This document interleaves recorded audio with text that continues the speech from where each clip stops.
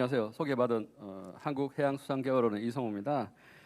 오늘 긴 시간 동안 네 분의 발제자들께서 이야기를 해주셨고요. 또 곧 다섯 분의 또 토론자분 그리고 또 우리 또 어촌에서 오신 분들하고 같이 이야기를 나눌 계획입니다. 그런데 저희 원장님께서 좀 바쁜 일정으로 좀 이석을 하셔야 돼서 우선 이 전체 들은 이 네 분의 발표 내용과 또 원장님의 고견을 좀 담아서 이야기를 좀 듣고 저희 이제 본격적인 토론으로 들어가도록 하겠습니다. 네, 원장님. 예,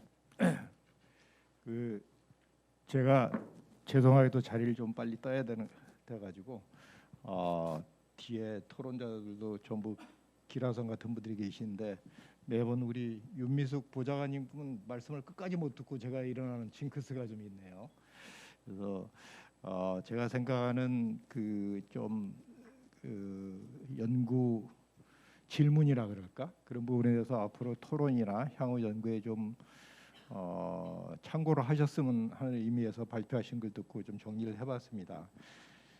먼저 김향자 박사님의 발표하신 내용 중에서 눈에 굉장히 띄는 부분이 제가 첫 번째 리서치 퀘스천인데 섬에 대한 재방문 의사가 굉장히 높다. 매우 고무적인 일이긴 한데 저도 이제 크루즈 관광에 대해서 조사를 하고 해보면은 사실은 이제 인천 중심의 국제 크루즈선 들어온 걸 봤지만 디테일하게 분석해 보면 사실은 반대였어요. 인천에 다 내려가고 몇십 대 버스를 타고 수도권 관광을 하고 돌아가는 중국 관광객들이 대부분인데 물어보면은 이제 여러 단계로 물어보는데 좀 디테일하게 디자인을 해가지고 재방문 의사는 굉장히 낮았어요. 그건 일반 이제 인천 크루즈 들어오는 건 전부 내륙 관광 쇼핑 뭐 이런 건데 전부 다. 근데 어떻게 해서 섬은 재방문 의사가 굉장히 높았을까? 굉장히 의문점인데 거기 좀 디테일하게 리서치가 됐는지 아니면 안 됐으면 조금 제대로 좀 디자인해서 그 부분을 잘 보면은 굉장히 포텐셜이 크겠다는 생각이 들고요. 대부분 분들이 이제 진단과 처방인데 좀 전에 이제 처방으로서 김향자 박사님은 주로 이제 가버넌스 얘기를 많이 하셨어요. 통합 관리. 그래서 섬 관광 전담화 조직이나 뭐 예산, 뭐 중장기 계획 DB 등 통상 우리가 하는 거죠 정부에서. 근데 이 부분은 조금 더 그냥 제너럴하게 가는 것보다 조금 더 어떻게 하면 좋은 모형이나 또 그걸 할 때 실제 할 때 일반적인 개념적인 것보다 좀 구체화시켜서 얘기를 좀 해줬으면 좋겠다. 정책을 집행하는 분들은 아무래도 관심이 그쪽일 테니까 그렇게 좀 그 부분이 좀 했으면 좋겠고요. 두 번째, 우리 홍정원 박사는 건너뛰어 송민호 박사님은 굉장히 오랫동안 이 고민을 해오고 정말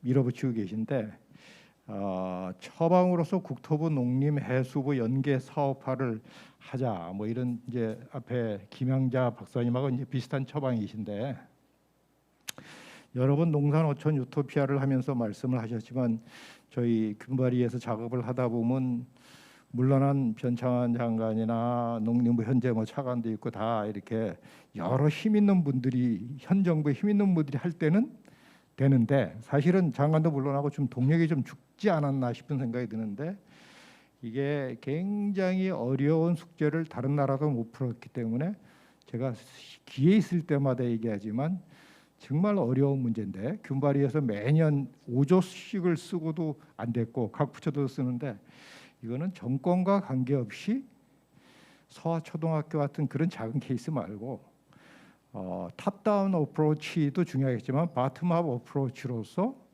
할 수 있는 방법은 없겠는가? 그것을 연구하는 것이 더 중요하겠다 이런 생각이 드는데 그 중에 아까 100만 서포터나 기업 들어오는 건 굉장히 좋은 아이디어 같아요. 그래서 지역별로 오늘도 거제에서 경남도하고 해수부하고 우리 그 특별 사인을 했잖아요. 바다를 갖다 다 나눠가지고 이제 반려 뭐 해변 뭐 이런 식의 컨셉인데 어디 지역을 또 아까 관계 인구 얘기 많이 하시고 그랬는데 일본이나 그런 데서 스타일을 많이 하셨으니까 전 세계에 실패하고 있는 사례를 과연 뒤집을 수 있는 그런 게 있는지 좀 하셨으면 좋겠고 박상호 박사 늘 고민하고 발표를 하는데 제가 이제 악순환이다 하면서 그림을 그렸어요. 이렇게 돌아가면서 톱니바퀴식으로 고령화되고 일자리 떨어지고 인프라되고 이렇게 쭉 돌아가는데 제가 늘 강조하는 얘기예요.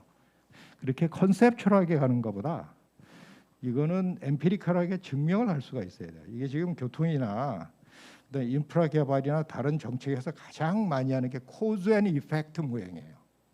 진짜 원인이 그렇게 해서 결과가 됐는지를 알지 못하고 흔히 이렇게 정책을 갖다가 진단을 하고 처방을 하는 큰 문제가 있다. 이건 꼭 우리나라만 그런 건 아니고 우리 부부장들 대부분한테 돌리고 단돌렸죠. 미국에서 굉장히 유명한 논쟁이에요. 그 교통 인프라를 미국이 한 5, 6년간 열심히 했는데 과연 그게 어떤 효과가 있느냐에 대해서 디테일하게 리서치한 거 보면 우리가 보통 이해하는 거하고 다릅니다.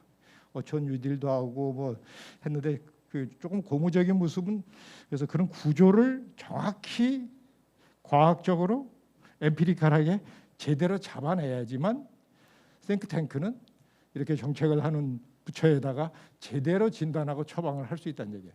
그래서 빅데이터 기반에 뭐 이렇게 보니까 비포 코로나, 애프터 코로나 이런 차이가 있다. 뭐 약간 뭐 삶의 질 떨어지고 그랬는데 그런 메저에 대한 문제도 그래서 앞에 했던 그런 코즈 앤 이펙트 모형을 정확히 하고 빅데이터라는 얘기는 실시간으로 지금 싱크로나이징 하는 거죠. 모형에다 붙여서.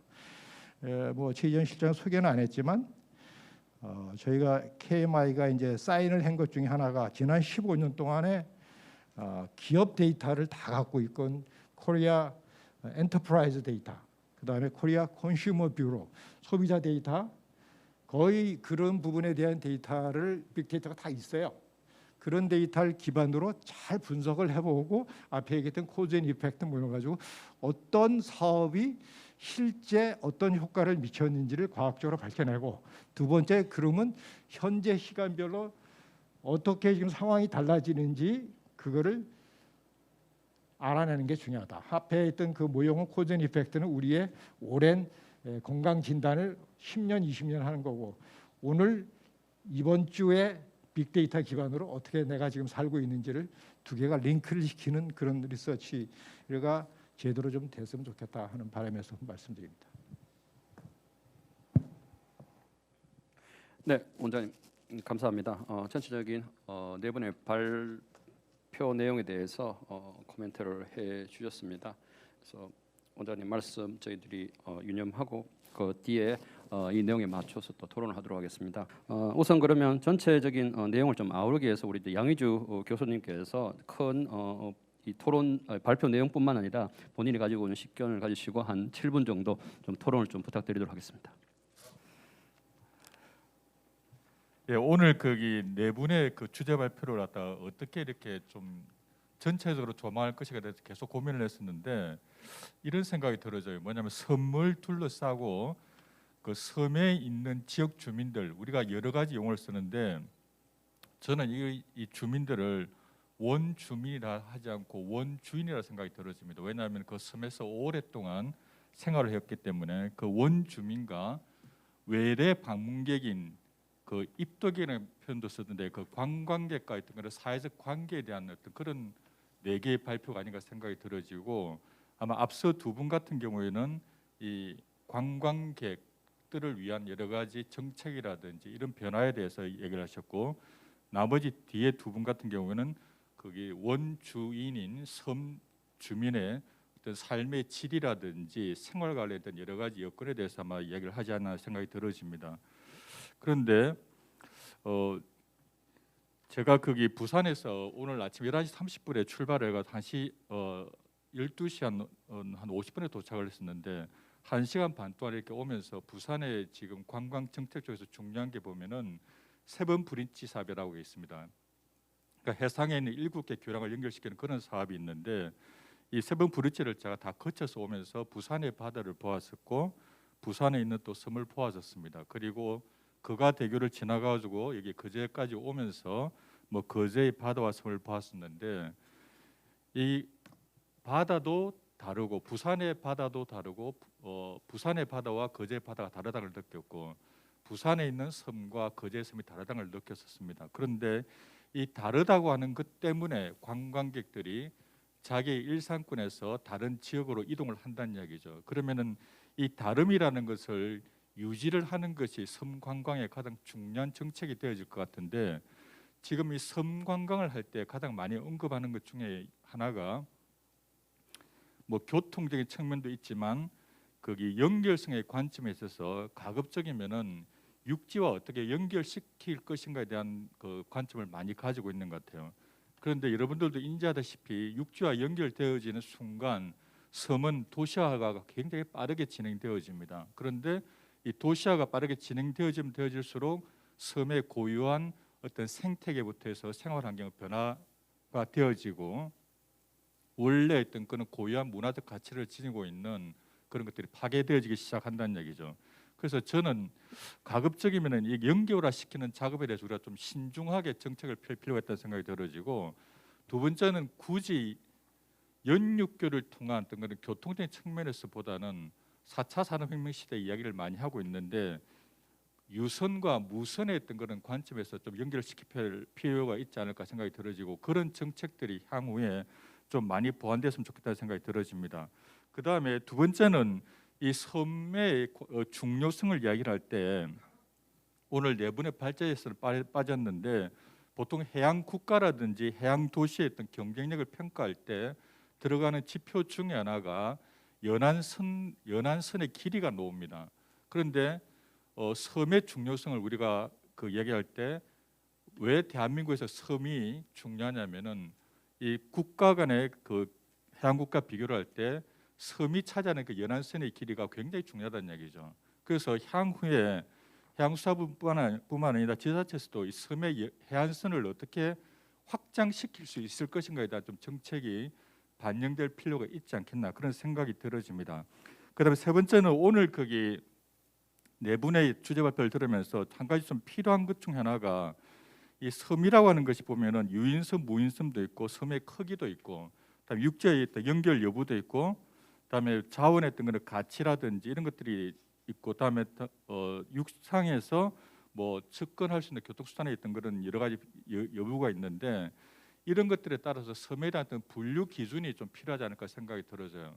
그 섬에 대한 분류 기준이 제대로 수립이 되어져야지만이 정책을 수립을 할 때, 정책을 집행할 때, 또는 예산을 집행할 때 우리가 조금 과학적으로 또는 체계적으로 좀 집행할 수 있지 않을까 생각이 들어집니다. 그래서 이 섬에 대한 어떤 그런 분류 기준이 좀 정부 차원에서 필요하다 생각이 들어집니다. 그 다음에 오늘 거기 토론 중에 하나 아까 유토피아를 말씀하셨는데, 이 유토피아는 여러분들 알다시피 이렇게 좀 고립되어져 있고 그다음에 좀 격리되어져 있는 그런 곳이란 얘기죠. 그리고 유토피아는 기본적으로 지역 주민들을 위한 어떤 그런 공간이 되어집니다. 그래서 이 유토피아를 설계를 할 때 방문객이라든지 이런 것에 대한 고려는 전혀 없습니다. 그런데 지금 이 섬과 관련해서 만약 우리가 유토피아 정책을 도입을 할 때 궁극적으로 가장 중요한 게 외부에서 오는 이 방문객들의 수를 어떻게 조절할 것인가에 대한 문제인데, 이 문제가 지금 보면은 뭐 관광 정책도 그렇고 대부분 어떤 그 사람을 대상으로 하는 그런 수용력에만 관심을 가지고 있는데, 섬의 어떤 지속 가능성 측면에서 볼 때는 이 사회적 수용력뿐만 아니라 생태적 수용력도 고려하는 그런 정책이 필요하지 않을까 생각이 들어집니다. 그다음에 마지막으로 지금 우리 여기에 계시는 그 발표자도 그렇고 뭐 진행자도 그렇고 토론자도 그런데 앞으로 10년 정도 지나면은 여기 계실 분들이 아마 아무도 없을 것 같아요. 그렇죠? 결국에는 이 다른 젊은 층이 이 자리를 차지할 것으로 생각이 들어지는데, 이런 측면에서 지금 전국적으로 이 소멸섬에 관한 연구가 굉장히 좀 활발하게 진행될 필요가 있다는 생각이 들어지고, 오늘 그런 측면에서 우리 박양우 박 박사님의 주제 발표는 좀 우리에게 좀 상당히 좀 심각한 어떤 그런 주제를 던지지 않나 생각이 들어지고, 그리고 아까 마지막으로 그 골든 타임이라고 이야기를 하셨는데, 그것이 우리가 실질적으로 정책을 수립할 때 그런 긴박성을 좀 가지고 우리가 좀 대응을 해야 되지 않겠나, 그런 생각이 들어집니다. 오늘 네 분 주제 발표, 제가 지금 학교에서 해양관광이라는 수업을 지금 진행을 하고 있는데, 사실 솔직히 말씀드리면 이 해양관광을 강의를 할 때 섬에 대한 부분이 좀 빠져 있었는데 오늘 이 주제 발표를 계기로 해서 또 이 세미나를 계기로 해서 이 섬에 대한 중요성을 꼭 학생들하고 소통할 수 있는 그런 계기가 되도록 하겠습니다. 감사합니다.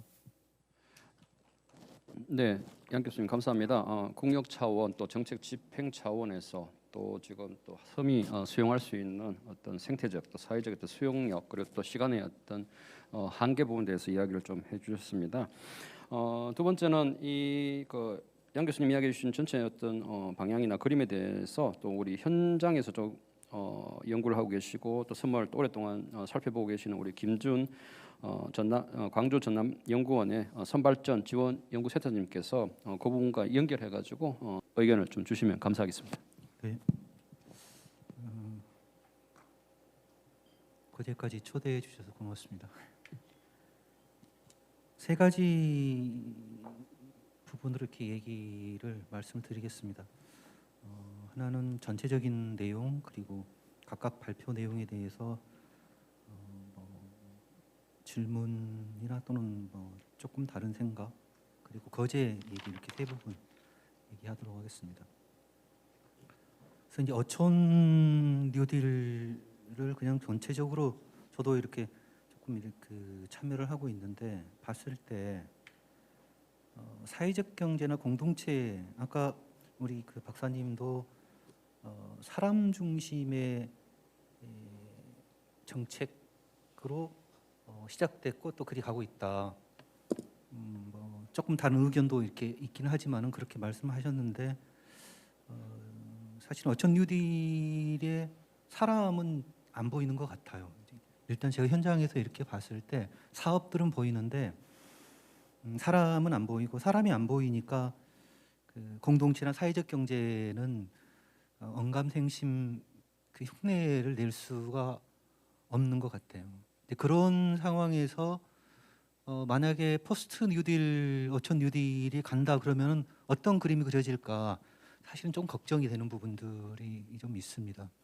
이런 사업들이 그 해수부 입장에서는 좀 야심차고 또 어촌이나 섬에 관심을 가지고 있는 연구자 입장에서는 좀 지속됐으면 좋겠다라고 하는 바람이 있는데 결과는 그렸던 그림과 다른 형태로 이렇게 나타난다라고 하면은 아까 어떤 분이 그런 얘기 했었죠. 안 하는 게 더 나을 수 있다 이런 얘기를 했었는데 사실은 그런 부분이 이제 어촌 최근에 정책들을 보면서 들었던 얘기고요. 섬 부분은 저는 그 요즘에 섬의 구성 요소를 이렇게 봅니다. 섬을 마을과 숲과 바다 이렇게 봅니다. 그 말은 섬 정책이라고 하는 것을 얘기를 할 때 행안부가 하고 있는 섬 마을이나 산림청이나 이런 데서 하고 있는 숲 가꾸기의 섬 숲이나 해수부가 하고 있는 연안이나 바다 이게 같이 풀어지지 않으면은 섬의 정체성도 찾기 어렵고 정책의 효율성도 찾기 어려워질 수 있다. 어쩌면은 그것 때문에 섬진흥원이라고 하는 것들을 계속 요구를 했던 부분들인데, 그러니까 우리 홍 박사님이 홍 박사님이 얘기했던가요? 아까 우리 저기 송 박사님이 얘기를 하셨던가 그 물줄기 이렇게 여러 개 사실은 그게 그 광역이 아니고 기초 단위에서 그 플랫폼이 있어야 되는데 제일 필요한 곳이 사실 섬이에요. 섬이 그 기초 단위에서 시군 단위에서 그 플랫폼이 없다고 하면은 섬이야말로 그냥 지자체야말로 절대적인 왕국으로 이렇게 갈 수밖에 없는 부분들이 있다. 왜냐하면 섬들이 이렇게 고립되어 있기 때문에 통합되어서 섬 주민들이 정책들을 고민은 할 수도 없고 또 지자체도 그렇게 가기 어려운 부분들이 좀 있다는 얘기예요. 섬이 가지고 있는 특성들 때문에.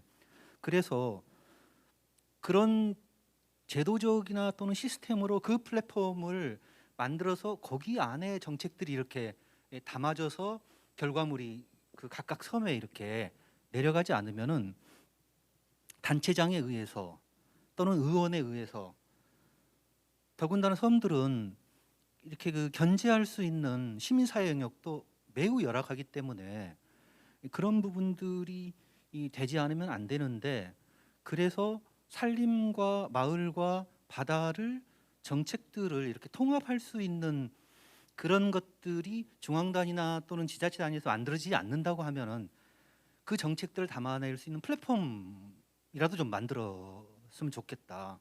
그리고 그걸 통해서 마을에서 사업들을 받아가지고 함께 풀어가는 마을 정책이기도 하고 마을업 정책이기도 하고 또 마을 뒷산에 당숲이든 또는 숲길이든 섬길이든 이런 길이 이렇게 묶여서 가야 되는 부분들이 있는데 사실은 좀 그런 부분들이 좀 없다. 4분이 가버렸네요. 일단 전체적으로 그런 생각들이 들었고요. 김영자 박사님 뭐 워낙 섬에 또 그 전부터 연구도 많이 하셨고 또 저도 이렇게 개인적으로 많은 그 조언을 이렇게 받고 있는데요. 공적 자원이다라고 하는 부분에 저는 조금 이렇게 주목을 했어요. 근데 공적 자원인데 그렇다고 하면은 주민들이 생활했던 공간들을 공적 자원으로 내놓고 도시 소비자들이나 여행객들에게 누릴 수 있는 것들을 내놓으라 이렇게 생각할 수도 있다는 얘기예요. 그럼 주민들은 뭐냐?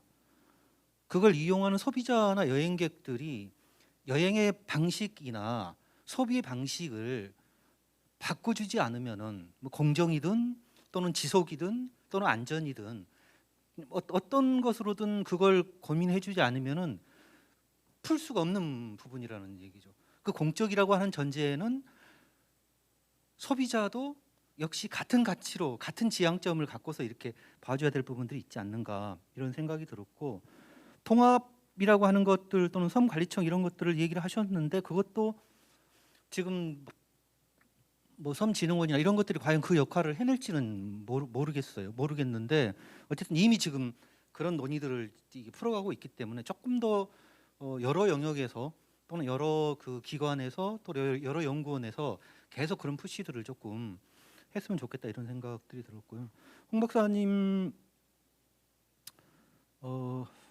연안과 연결해서 이렇게 또는 섬이 독립된 정책으로 이렇게 가는 부분 이런 부분들을 얘기를 하셨고 그다음에 주민의 시선이 맨 마지막에 이렇게 풀어진다라고 하는 부분에 저도 공감을 합니다. 치유 얘기를 할 때 그러면은 그 치유의 섬 또는 뭐 해양 치유 이런 부분들이 도시에 있는 그런 그 치유 시설이 그대로 섬으로 옮겨오면 되는 건가? 근데 지금 현실은 그렇게 가는 부분들이 있거든요. 현실은 유치해서 가져오면은 그 시설들이 그대로 이렇게 오는 어쨌든 정책은 그렇게 지금 풀어지고 있는 부분들이 있기 때문에 그렇게 되면은 이게 섬이나 어촌은 또 그냥 그 소비처로 되고 말지 않는가 이런 사실은 좀 생각들이 들었습니다. 그다음에 송미령 박사님 얘기에 어촌계 문제 잠깐 말씀을 하셨었는데 사실은 어촌계가 지금 전환점에 와 있죠. 바뀌어야 될 부분이고 또 한편으로 지속돼야 될 부분이기도 하고 이게 지금 딜레마 부분인데 그게 한편으로는 어민의 문제이기도 하지만은 또 한편으로는 그걸 다른 방식으로 이용하고 싶어하는 소비자들의 문제이기도 하죠. 근데 이제 그 접점들을 어떻게 풀어야 되느냐라고 하는 부분들이 지금 과제인 부분들이 해수부도 역시 그 솔로몬의 지혜는 지금 갖고 있지 못하기 때문에 내놓지 못하고 여전히 그냥 어촌에 그대로 맡겨놓고 있는 그런 상황들이 아닌가 싶은데 그래서 이 어촌계의 그 본래의 지향점을 보면은 지금 박사님이 얘기한 유토피아라고 하는 것들이 현실적으로 이 작동되고 있는 마을들이 사실은 적지 않아요. 적지 않는데 다만 그게 이제 여기서 포장된 것처럼 연금이나 뭐나 이런 형태로만 네이밍이 안 됐을 뿐이지 작은 마을에 마을어장이나 그걸 운영하는 그 안에를 들어가서 보면은 실제로 굉장히 우리가 그 사회적 안전판처럼 그걸 가지고서 풀어가는 마을들이 굉장히 많이 있다는 얘기죠. 문제는 그것을 잘 지켜줄 수 있는 방법이 뭔가를 찾아야 되는 부분들이지 그런 부분들을 우리가 자꾸 보이지 않기 때문에 뭐 마치 새로운 것을 만드는 것처럼 가져다가 막 덮어 넣고 덮어 씌우면서 과거의 것은 아니다. 이거는 아니라는 얘기죠. 거기 안에 정말 오랫동안 주민들이 그 마을 어장을 이용하면서 해왔던 방식들이 좀 있다. 요 말씀을 좀 드리고 뭐 박상호 박사님 아까 제가 어촌들이를 말했기 때문에 그냥 그걸로 가름하겠습니다. 마지막 이제 잠깐 거제 얘기만 말씀을 드리면은 섬 중에서 연안의 길이가 해양선의 길이가 가장 긴 곳이 거제라고 그래요. 저도 최근에 지금 거제를 다른 목적으로 이렇게 돌고 있는데 보면 볼수록 거제가 가지고 있는 매력들이 있습니다. 굉장히 크고 자원도 다양하고 그래서 이 그 동쪽과 서쪽과 그리고 거제만 쪽과 뭐 장목만 쪽과 이렇게 그 가지고 있는 자원들이 사실은 너무너무 좋은 자원들이 있기 때문에 거제가 가지고 있는 품은 자원에 비해서 그걸 문화적으로 이렇게 풀어내는 장치는 근데 좀 부족한 것 같아요. 지난주에 제가 정말 야심차게 거제박물관을 찾아갔어요. 가서 좀 뭘 좀 봐야겠다 하고 이제 전체적으로 조금 돌아보고 박물관에서 마지막 좀 근데 거제박물관 사립박물관이더라고요. 또 몇 군데를 갔어요. 갔는데 내가 봤던 자원들이 이 섬 공간은 거제 정도는 굉장히 큰 섬이죠. 이게 문화적인 장치로 풀어지는 곳들은 한 군데에도 제가 보지를 못해서 좀 아쉬웠던 부분들이어서 그런 부분들이 조금 거제마저 이렇다고 하면은 작은 섬들에서는 더 이상 무슨 얘기를 하겠는가 이런 생각들을 좀 했습니다. 그래서 거제에 왔으니까 거제 얘기 한마디 하고 마무리하겠습니다. 예, 고맙습니다. 네, 감사합니다, 센터장님. 특히 그 앞에서 네 분의 발제 속에서 제일 중요한 사람이 잘 안 보인다는 이야기를 듣고 제가 조금 뜨끔했습니다. 사람이 중심이 돼야 되는데 사람이 안 보이면 안 되는데 그 부분에서 조금 더 유념을 하고요. 세 번째는 아마도 여기 계시는 분 중에서 가장 오랫동안 이 일을 할 우리 그 연구원의 최일선 박사께서 본인의 시각 그리고 또 MZ 세대가 보는 이 섬에 대한 생각 뭐 이런 것들을 연결해서 이야기를 5분 정도만 해주시면 감사하겠습니다. 네, 안녕하세요. 한국해양수산개발원의 최일선입니다. 저는 아마도 여기 앉아 계신 분 중에서는 가장 젊은 것 같은데요. 네, 아마도 네. 그래서 젊은 세대의 좀 관점에서 섬 관광이나 이제 해양 관광 정책에 대해서 조금 의견을 제시하고자 합니다. 이제 우리나라 지금 현재 섬 관광이나 해양 관광 개발 방향이 너무 인프라를 구축하는 사업 위주로 이루어지고 있는 것 같은 느낌이 드는데요. 특히 해양 관광 사업을 담당하고 있는 이제 해수부 정책 사업이 아까 말씀하신 이제 해양치유센터나 해양문화시설 확충, 뭐 마리나 항만 같이 이제 하드웨어 확충이 좀 주요 사업으로 이루어지고 있지 않나라는 생각을 했고, 아까 박상호 위원님 말씀하신 어촌뉴딜 300 사업 역시 좀 인프라를 위주로 사업이 좀 추진이 되고 있는 것 같습니다. 근데 요새 뭐 최근 연안을 찾는 소비자의 트렌드는 이제 좀 변화하고 있는 것 같은데요. 그들은 이제 경험적 소비라고 해서 누구나 다 아는 유명한 관광지를 찾는 것이 아니라 로컬을 경험하는 그런 주체적인 소비자로 여겨지고 있습니다. 특히 아까 말씀하신 이제 MZ 세대가 요새 좀 키워드라고 생각을 하는데요. 그들의 이제 좀 젊은 세대의 관광 트렌드는 소규모 원택트 관광지, 뭐 나만 아는 관광지 발견, 그리고 어떤 특정한 지역에서 한 달 살기, 그리고 뭐 갬성이라는 말하는 그런 키워드가 주요 소재로 나타나고 있습니다. 섬은 이러한 관광객의 관광 욕구를 충족시켜줄 수 있는 가장 최적의 공간이라고 생각을 하는데요. 근데 요즘에 현재 추진되는 이제 뭐 섬 관광 정책이나 해양 관광 정책이 이러한 소비 트렌드를 반영하고 있나고 생각했을 때는 좀 의구심이 드는 것 같습니다. 이제 정부에서 어떤 인프라를 확충해주고 해양 정책을 활성화시켜주느냐보다는 이제 해양관광 산업이나 비즈니스가 활성화될 수 있게 하고 이제 지역이 자체적으로 해양관광을 활성화시킬 수 있는 기반을 마련해주는 것이 좀 중요할 것 같습니다. 제가 가장 좀 좋아하는 해양관광지가 이제 양양 서핑 비치인데요. 그 사례를 좀 보면 양양 서핑 비치 같은 경우에는 이제 지역의 생태 자원을 활용을 해서 큰 인프라 구축 없이도 좀 해양 관광을 활성화하고 이제 그들만의 색깔을 만들고 문화를 만들어서 국내 대표 해양 관광지로 자리매김을 하고 있는 것 같습니다. 젊은 세대들은 이제 비싼 돈을 지불하더라도 거기에 방문을 하고 한 번 가면 또 다시 찾고 그리고 하루라도 더 머물고 싶어하는 그런 관광지라고 생각을 합니다. 이제 바다라는 자원이 줄 수 있는 휴식과 놀이에 대한 가치가 제고된 가장 좀 저는 좀 성공한 사례라고 보고 있습니다. 섬은 이러한 독특한 공간과 일상으로부터 벗어나는 풍경을 자아내는 이제 고립성이나 신기성 등의 키워드가 있는데요. 이를 좀 장점으로 극대화해서 놀이화할 수 있는 방안을 좀 마련을 해야 될 것 같습니다. 또 하나 사례가 아까 송미령 박사님 발표해 주신 괜찮아 마을인데요. 제가 몇 달 전에 괜찮아 마을을 방문을 해서 좀 인터뷰를 한 적이 있습니다. 그때 좀 감명 깊게 들은 얘기가 하나 있었는데요. 이제 괜찮아 마을이 목포라는 연안 중소도시에 자리매김을 한 이유는 이제 목포라는 뭐 지역이 주는 가치라든지 아니면 정부에서 주는 지원 정책은 크게 뭐 이렇게 좀 작용을 하지 않았다고 해요. 그들이 거기에 머물렀던 가장 중요한 이유가 이제 유휴 공간이었던 그 우진장이라는 여관을 얼마나 싸게 렌트를 받고 얼마나 길게 장기간 동안 자기들한테 이제 이걸 렌트를 해주느냐가 좀 중요하다고 했습니다. 이제 그곳에서 이제 청년들이 지속 가능한 문화를 자기들끼리 만들고 또 지속 가능한 경제적 활동을 하면서 이런 지역에서 머무를 수 있게 해주는 그런 사례였습니다. 여기서 느꼈던 점이 이제 아무리 좋은 정책을 만들고 인프라를 만들어도 정책의 이제 소비자나 정책의 대상자가 느끼는 것이 무엇인지 그리고 그들이 원하는 것이 무엇인지를 파악하는 것이 좀 중요하다는 것을 깨달았습니다. 이제 괜찮은 마을 같은 경우에는 공간을 지원 얼마나 저렴하게 꾸준하게 공간을 지원을 해줄 것이냐가 가장 중요했고 이제 서피비치 같은 경우에는 규제를 완화해주고 그 속에서 비즈니스를 할 수 있게끔 하는 게 가장 중요했습니다. 그리고 그 다음에 그들만의 문화를 만들고 색깔을 입혀서 이제 지역에 머무르고 좀 지역을 활성화하는 그런 사례라고 생각했습니다. 이제 우리도 섬 관광이나 이제 해양 관광의 정책을 추진함에 있어서 저기도 이제 오늘 현재와 미래가 공존하는 섬 바다의 가치 상생 방안인데요. 현재 세대가 원하는 것이 무엇이고 이제 미래 세대가 필요한 것이 무엇인지를 먼저 파악하는 그런 좀 체계적인 연구와 이제 정책이 좀 필요할 것으로 사료됩니다. 네, 이상입니다. 네, 감사합니다.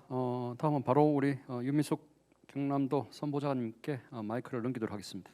네 분 뭐 개별적으로 뭐 토론할 건 없고요. 다 잘 들어서 느낀 점 한 두 가지만 말씀드리겠습니다. 균형 발전이 뭐 시대의 화두가 된 지 오래됐는데 유감스럽게도 뭐 도서 문화 지역에서는 전혀 그렇지 못하죠. 최근에 섬진흥원이 목포로 갔습니다.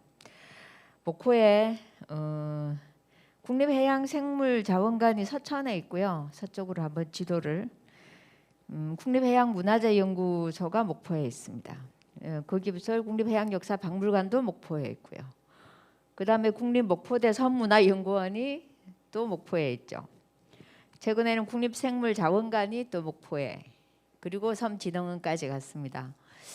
조금 전에 김준 박사님께서도 말씀하셨다시피 뭐 경남 쪽에는 이러한 어떤 연구기관이 전무한 실정입니다. 그래서 저는 뭐 큰 역할을 할 것으로 기대하지는 않지만 섬진흥원이 통영이나 이쪽으로 왔으면 하고 간절히 바랬는데 여전히 단체장들의 관심도 좀 적었고 경남이 섬이나 연안 이쪽에 대한 연구가 거의 전무하다시피 해서 좀 안타깝다는 생각이 들었습니다. 그래서 저희 행안부 장관께도 말씀드렸죠. 균형 발전은 말로만 하는 것이냐.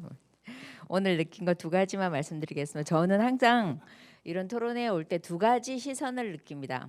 하나는 여행자와 연구자의 시선, 하나는 섬 주민의 시선.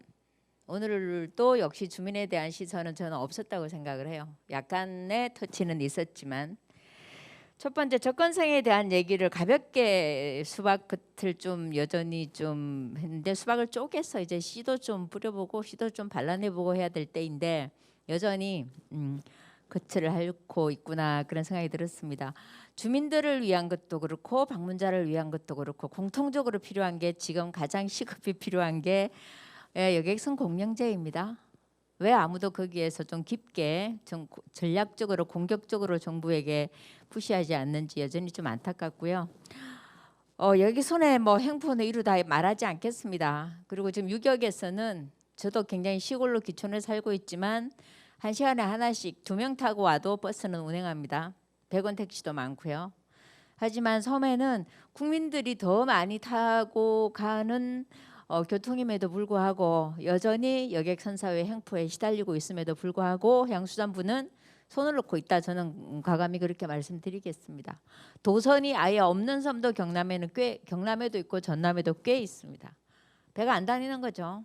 그래서 비싼 낚싯배를 빌려서 아주 가까운 섬을 왔다 갔다 해야 되는 곳도 있습니다. 그래서 어떤 섬에 대한 정주권인 유토피아, 저는 유토피아라는 말에 좀 뭐 예. 섬은 유토피아가 아니라 그 반대입니다. 실제로 섬 주민이 되어 보면 여객선 공영제에 대한 해결 없이는 어떤 것도 사실은 공연불에 불과하다. 저는 그렇게 봐요. 두 번째로는 섬이 가지고 있는 이제 그 연안지선, 아까 총계 얘기가 잠깐 나왔지만 연안지선에 우리 원장님은 내가 무슨 말만 하면 어디 가버리더라. 연안지선 활용 방안에 대한 연구가 좀 필요해요. 연안지선이 지금 거의 우리나라에 해적이 많습니다. 해적이 굉장히 지금도 현존하고 있어요. 아주 가까운 뭐 와도추도 남해 호도 뭐 다 합쳐도 주변의 연안지선에서 생산되는 해산물들을 거의 약탈당하고 있습니다. 주민들 배로 아무리 쫓아도 안 돼요. 해경에 신고해도 해경에 도착할 때쯤 되면 그들은 가고 없어요. 그 배가 딱 모여 있는 곳에 가보면 배 번호판도 없고 배 선명도 없어요. 똑같은 색깔에 똑같은 사이즈죠. 그 서로 안 했다고 합니다. 여기서 관리해야 될 사람들이 사실은 그것에 허가권을 가져 있는 사람들이에요. 그 잠수기업 면허를 가진 약탈자들을 단속하지 않으면 섬 주민들은 점점 지금은 뭐 6대4에서 7대3까지 넘어가고 있고 그나마도 밤마다 낮마다 와서 눈앞에서 가져가는 것을 저도 섬에 갈 때마다 봅니다. 그건 간단해요. GPS도 장착하고 입출항 확인서만 제대로 해도 이건 막을 수가 있는데 사각지대에 놓여 있는데 누가 하나도 뭐가 나야 먹고 살죠. 섬 주민들은 국가가 먹여 살리지 않았어요. 바다가 먹여 살렸지. 근데 지금은 젊은 사람도 없고 나이 든 분만 있다 보니까 뭐 약탈이 아주 수시로 일어나고 있는데 정부는 손을 놓고 있어요. 여기에 좀 아주 그 치밀하게 정부가 개입을 해야 된다고 생각합니다. 그리고 이제 세 번째로는 뭐 케마이의 뭐 해양수산부니까 저는 뭐 조금 전에 했던 관광인의 이런 문제보다도 섬 주민의 시선에서 먼저 개선돼 선 안정 후 관광이라고 보는데요. 섬 주민들의 입장에서 지금 100가지 연구를 좀 해줬으면 하는 게 있어요. 케마이에. 아까 말씀드렸던 여객선 공영제와 더불어서 섬에는 지금 8대2 정도로 농민들이 살고 있고 극소농이죠. 예, 그나마도 굉장히 유인농지가 많이 비어가고 있는데 섬을 조사하다 보면 약선 혹은 특선 작물이라 할 수 있는 것들이 굉장히 많아요. 거기도 약탈 대상입니다. 봄 되면 산나물을 채취하는 명목의 관광버스가 와서 아주 포대로 80포대를 실어내고 있더군요. 최근에 두미도에 갔더니 뭘 실어냈겠어요? 머위, 산머위. 그런 것들이 각 섬마다 마지막 남은 어떤 청정한 지역에 그런 것들이 있어요. 근데 논밭은 비어가고 있어요. 그런 것들을 산에서 바로 채취하는 것보다 그 섬에서 키울 수도 있거든요. 그런 것에 대한 연구가 전혀 없다는 것하고 아까 말씀드린 연안지선의 약탈에 대한 방지 방안 같은 연구가 좀 치밀하게 되었으면 좋겠다. 방문자에 이용해서보다 섬 주민들의 안정화에 대한 연구가 조금 더 한 발짝 더 들어왔으면 좋겠다. 그냥 관광지화 하려고 하다 보니까 대상으로 이용하려고 하다 보니까 섬 주민들을 약간 거론하는 거 말고, 예. 그래서 좀 수박 속으로 들어와 있는 그런 연구와 그런 토론회가 앞으로 조금 더 많이 활성화되기를 기대하면서 마치겠습니다. 감사합니다. 들을 때마다 뜨끔뜨끔한 이야기를 해주셔서 감사하기도 하고 조금은 무섭기도 합니다.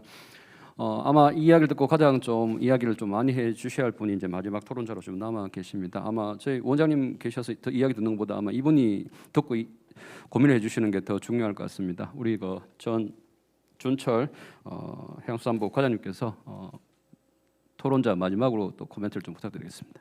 어떻게 순서를 기다리다 보니 그 윤 비서관님 바로 다음이 돼서 이게 답변하는 모양새가 될 것 같은데 사실은 제가 담당하고 있는 거는 레저 관광이다 보니까 저는 이제 분야를 그쪽으로 한정할 수밖에 없어서 말씀하신 그 부분에 대해서는 뭐 저희 회사 입장이나 이런 것들을 제가 뭐 말씀을 드리긴 좀 어려울 것 같습니다. 다시 한번 오늘 발표하신 네 분의 그 주제를 듣고 많은 걸 느끼게 했는데 오늘은 특히 그 섬이라는 물리적 공간에 관해서 어떤 연구가 진행되고 있는지를 듣는 자리였다고 생각이 들고요. 다만 저는 이제 제가 담당하고 있는 해양 관광 차원에서 이제 섬이 어떻게 활용되고 이런 부분을 이제 고민하게 되는 시간이었습니다. 그래서 많이 듣다 보니까 우선은 첫 번째로 좀 앞으로 연구하시는 분들도 그렇고 저희도 고민해야 될 부분이 하나 생각이 들었는데 이 섬의 관광을 활성화한다는 정확히 타겟이 뭔지를 먼저 좀 설정하는 과정이 필요하겠더라고요. 다시 한번 말하면은 섬 관광을 왜 활성화할 것이냐, 그냥 국민들의 복지 차원에서 그러니까 관광 복지 차원에서 하느냐, 아니면 섬 주민들의 부가가치 창출이냐, 아니면은 그냥 관광 산업의 새로운 분야의 형성이냐, 이런 것들이 서로 배타적이지는 않겠지만 어느 정도 우선순위를 가진 상태에서 저희가 섬 관광 정책을 좀 수립하고 방향을 세팅을 해야지 지금 초기 단계인 섬 관광이 자리 잡는 이제 시발점이 되지 않을까라는 생각이 들어서 앞으로도 저희도 그쪽 연구를 좀 지원을 하겠지만 연구하시는 분들도 그쪽 좀 컨셉을 그렇게 우선순위를 먼저 세팅하는 쪽을 한번 고민해 주시면 되게 감사하지 않을까라는 생각이 들고요. 그리고 또 하나 느낀 거는 이제 많은 분들이 섬관광 말씀을 하시는데 사람들이 많이 좋아하고 앞으로 많이 올 것이다. 그래서 개발해야 된다라는 상당히 이게 피상적이고 추상적인 방향성에 대해서는 말씀을 하시는데 제가 처음에 여기 레저 과장으로 와서 딱 봤을 때 섬관광 활성화는 가능하다, 좋다라는 자료들이 근 10년 내에 계속 같은 말들이 있더라고요. 근데 지금 시점에서는 그런 섬관광 활성화시켜야 된다는 추상적 말보다는 좀 구체적으로 이런 정책을 만들어서 섬관광이 활성화돼야 됩니다라는 것들이 좀 있으면 좋지 않을까라는 생각이 들더라고요. 그래서 아까 윤 비서관님이 말씀하신 것처럼 뭐 많이 나오는 얘기가 관광 활성화를 위해서 뭐 접근성이 개선돼야 되고 그 체류성이 좋아져야 되고 상품성이 있어야 된다고 하는데 그런 선보다는 조금 더 깊이 들어가서 접근성 개선을 위해서는 뭐 어떻게 해야 되는 게 좋다. 그리고 뭐 체류성을 위해서는 관광객이 뭐 쉽게 잘 수 있는 곳을 어떤 식으로 좀 확보하면 좋겠다라는 구체적인 이제 연구안들이 나올 시점이 돼야 되지 않을까. 막연하게 그냥 섬관광 활성화합시다라는 선언적 상황은 이제 좀 지난 것 같고 이제는 좀 구체적인 연구안을 만들고 그리고 저희도 마찬가지로 그런 연구를 기반으로 이제 정말 정책으로 실현해야 될 시기라고 보거든요. 그래서 그쪽으로 좀 이제 저희도 그렇고 좀 주목을 하고 연구를 지원해야겠다는 좀 생각이 들었습니다. 예, 이것으로 마치겠습니다. 네, 과장님 감사합니다. 네 분의 발표와 이제 5분의 토론을 저희 들었습니다. 그래서 이 플로어 쪽에 우리 또 오송계 오신 분들도 이야기도 좀 들어보는 게 예인 것 같습니다. 그래서 우리 저 뒤쪽에 안녕하십니까. 저는 최일선 연구원 다음으로 젊은 자리에 참석을 했는데요. 저는 거제도에서 제일 큰 섬 칠천도라는 곳에 어촌유딜 위원장 30대 어촌유딜 위원장으로 있어요. 사실 제 어촌유딜의 스토리가 2번 떨어졌어요. 근데 제 어촌유딜에 되게 감사하게 생각하는 게 사회적 기업 경제에 대한 관점에 대해서 저를 알게 했거든요. 1.5점이라는 점수에 제가 오늘 사회적 기업 진흥원에서 우수 사례로 저희 팀원이 가서 서울에 가서 상을 받고 있어요. 사실 그래서 어촌유딜 되게 감사하고 KBS 조선일보도 나왔고 중소기업 로컬 크리에이티브 산자부 고용노동부 현대자동차하고도 굉장히 많은 협업을 하고 있는 남쪽 바다 여행 제작소라고 하는데요. 사실 근데 해수부하고는 약간 이게 조금 뭐랄까 저희 청년하고 해수부하고의 관계는 약간 미스매치가 조금 나는 것 같아요. 전통적인 방식에서 접근을 하고 제가 어촌유딜에 대해서 좋다. 아까 섬에 대해서 많이 온다는 관점에 대해서 저는 사실 이거 투어 패스를 운영해야 된다. 섬은 사실 섬다워야 된다. 그럼 아니면 마을 거기에다가 키오스를 운영해가지고 마을을 이렇게 웨이팅 시스템으로 관광을 해야 된다. 그러면서 지속 가능하게 적정한 수를 지속 가능하게끔 만들어야 된다. 사실 이런 소통을 많이 하는데 사실 제 얘기를 너무 크리에이티브 너무 앞서 나가다 보니까 이 말씀이 적용이 사실 안 되고 있어요. 사실 저번에 청년기업 활성화 경상남도 포럼에서 제가 강연도 했지만 사실 지금 텔레비만 틀면 섬, 어촌, 해양 관광 진짜 거제도 말로 물때가 왔어요. 근데 물때가 왔는데 잡지를 못하고 있어요 지금. 사실 콘텐츠 기반으로 어촌이 사실 변해야 되는 거는 사실 정말 당연지사 그걸 맞는 것 같고요. 사실 저희 거제도도 마찬가지지만 저기 이수도 이장님도 오셨지만은 이수도는 사실 40대부터 60대 1박 3식이란 컨셉이 있어요. 사실 저희는 20, 30대를 타켓으로 해서 뭐 숙소를 운영하고 뭐 모빌리티 투어도 운영하고 되게 그 타켓으로 명확하게 그런 관광을 하고 우리 지속 가능함에 대해서 굉장히 청년들이 여기 실천도에서 나고자 하는 청년들하고 외시에서 들어오는 청년들하고 굉장히 많은 고민을 하고 있어요. 어떻게 이 미래를 준비해야 될까? 그런 고민들이 사실 여기 있으신 분들한테 제가 느끼는 고충이고 또 같이 조금 만들어 가야 될 여기 뭐 섬과 바다의 미래인 것 같아서 제가 뭐 주지하는 이 자리에서 조금 말씀을 드린 것 같아요. 예, 이상입니다. 이장님 말씀해 주시죠. 네. 시간은 정하지 마시고 잠깐 합니다. 시간은 정하지 마시고 저는 이수도 1박 3식으로 유명한 마을의 이장입니다. 저는 아침 제 일상을 잠깐 소개하겠습니다. 5시에 일어나서 일합니다. 하루 종일 일합니다. 하는데 오늘 귀한 시간을 내왔는데 박사님들 하시는 말씀이 내 피부에 와서 닿는 게 하나도 없습니다. 먼 곳에서 하는 이야기처럼 들립니다.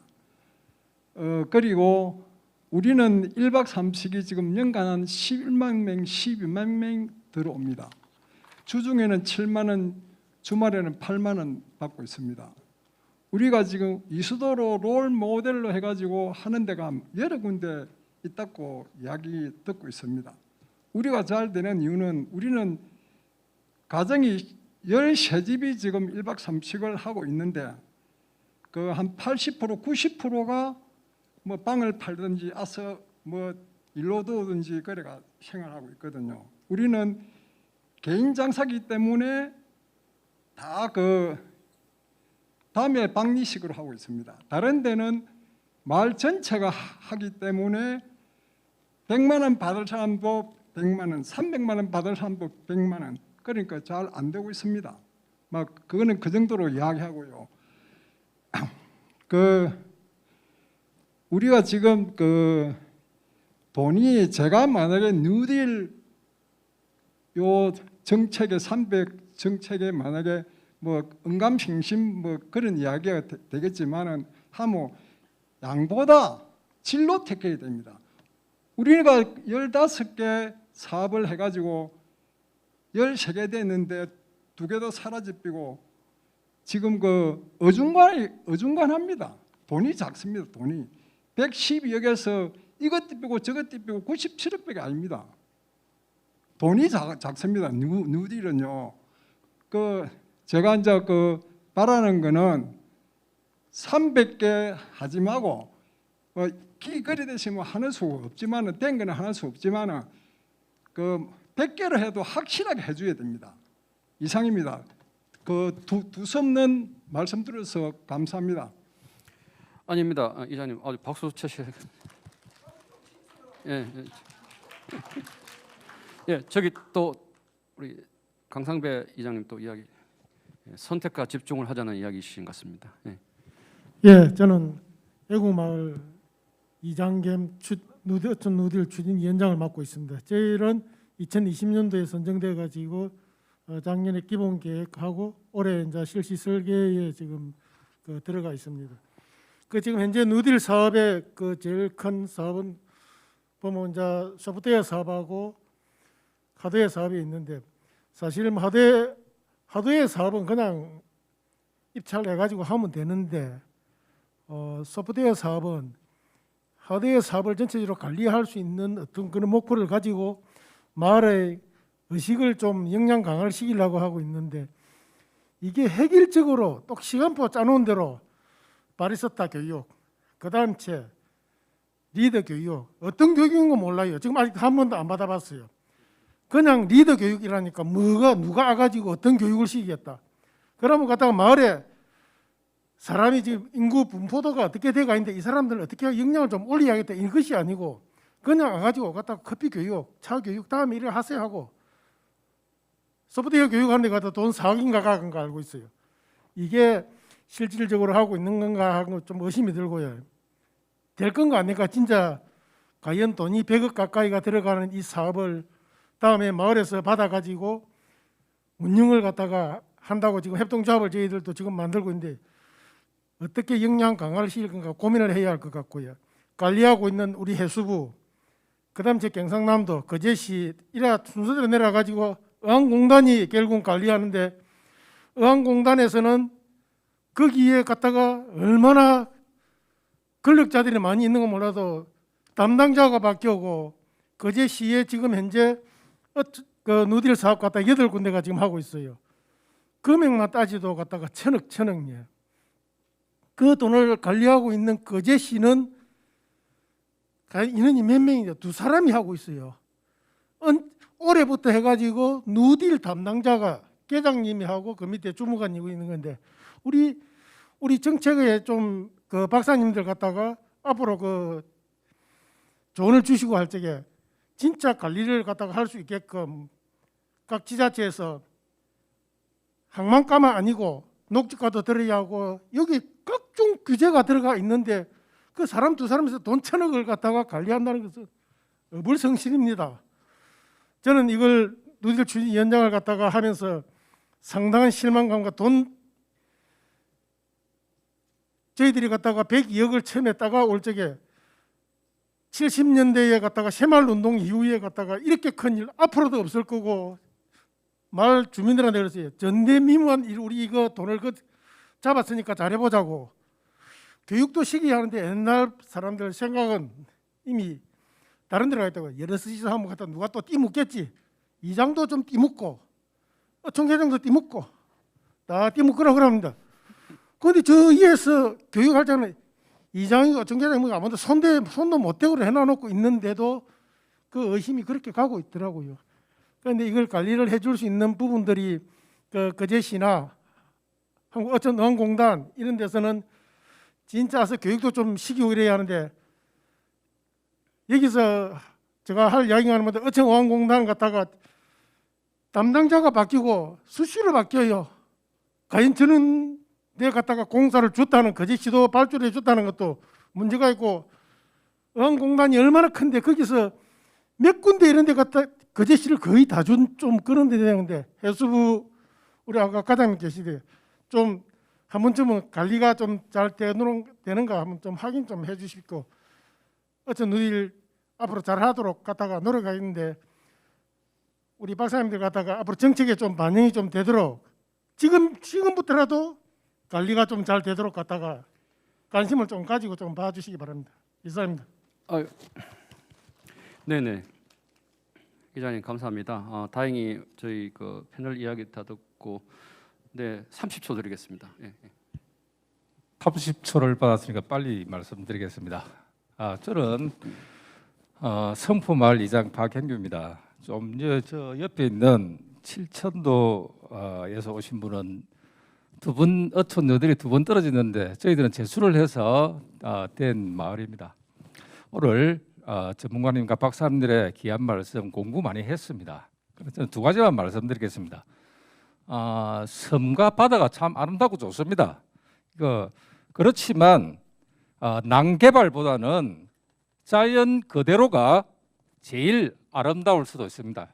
이 점 참조해 주시고 또 누딜 사업은 저희들은 예비 계획에 선정돼 가지고 지금 기본 계획을 세우고 있는데 기본 누딜 사업의 목적이 낙후된 어촌 어항을 현대화시키는 게 목적이니까 농산 어촌이 아까 나왔습니다.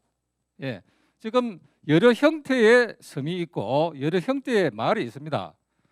농촌과 산촌, 어촌이 합해져가 농산 어촌이라고 저는 보고 있는데 부서간 협의를 잘 하셔가지고 꼭 필요한 사업은 예비 계획에 들어간 이 사업들은 우리 김향자 박사님 우리 성포 마을 돈 깎지 마시고 저는 좀 다 사업할 수 있도록 도와주시기 바랍니다. 감사합니다.